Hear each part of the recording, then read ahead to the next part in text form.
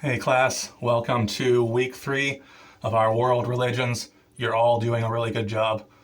Totally glad you're still here. All right, we're going into our second fundamental concept for studying and comparing world religions.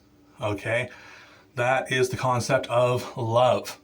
Okay, when we had different notions of the divine that different people and cultures around the world today and in the past have had, I deliberately avoided the one huge one that has revolutionized so many people's lives across different faith traditions. God is love. Okay, because we're going to talk about that today.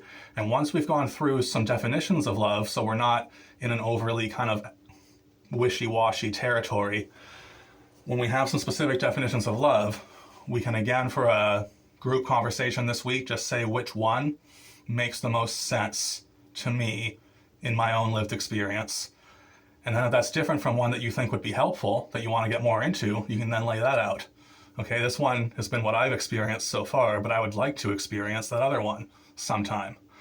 And we'll go from there. But then after this week, we'll come back to the concept of when we study an idea from any of the faith traditions around the world, and then we ask ourselves, how would we live this out? And would living this out make us a more loving person? A lot of leaders from all the faith traditions give that to their followers. They say, if something that you're thinking about and acting on does not make you a more loving person, then it's not something you need to hold on to. It's not from the highest good that you're trying to engage in relationship with. Okay?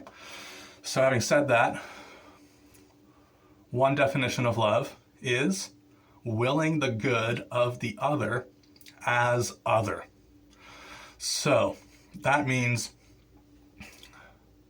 being available for someone or giving to someone or doing a good thing for someone that you know will be to their well-being, their benefit, their good, and does not benefit you immediately. If anything, the benefit to you is the satisfaction of having been loving and done an act of love.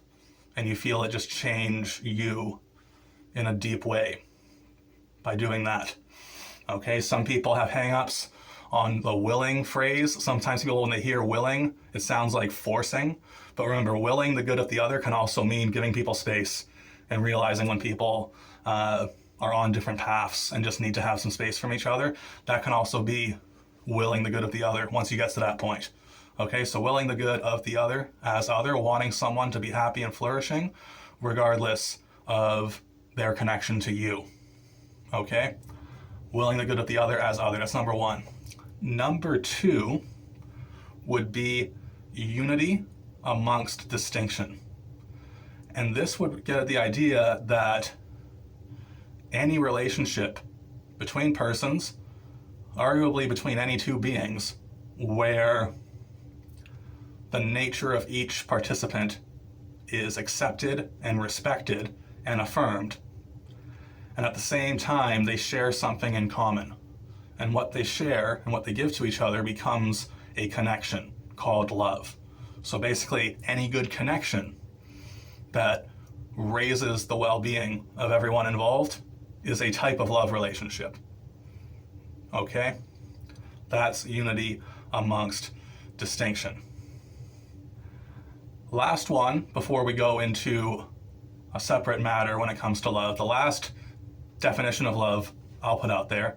And of course, if I'm missing a clear definition of love that you would like to make your contribution to the group thread, or you would like to integrate into your paragraph this week, please go for it. I'm all ears. But the third definition of love is unconditional, positive regard, or unconditional affirmation,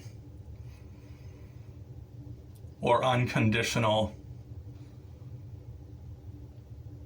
acceptance and promotion of the good of other people. Okay, it's a bit different from willing the good of the other as other. It's a bit different from unity amongst distinction. Okay, unconditional, positive regard, unconditional, positive expression. Okay?